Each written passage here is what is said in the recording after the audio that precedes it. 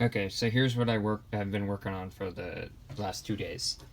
So, for those that might remember, I had a Arduino Nano and a relay in my soldering iron to turn it off after 10 minutes. But that setup was kind of sketchy. So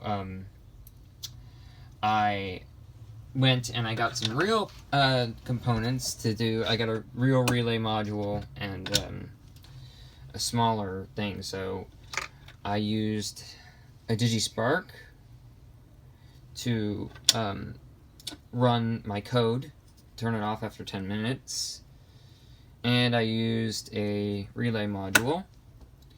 So, and then I also had a button on top for the last setup, but I just got rid of that now because if I just turn it on, wait a second for it,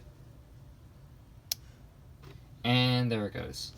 It turns on, and after it turns off, after 10 minutes, then I can just flip the switch back off and flip it back on. So, yeah. I had probably the most trouble running the digispark, trying to get code on the digispark, because I thought that it used the Arduino. I thought that it used the Arduino IDE. And well, actually, I thought that I could use Chromeduino, than what I've been using lately, but I could not. So I got the Arduino IDE, and I had trouble setting that up on my Chromebook through the Linux VM.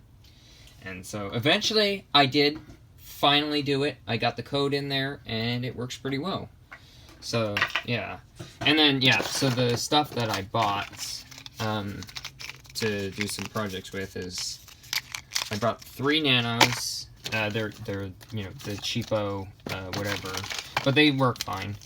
And then I bought 5 digisparks, and I bought 8 relay modules. So yeah, hopefully I'm gonna go probably do some other projects that will work out pretty well.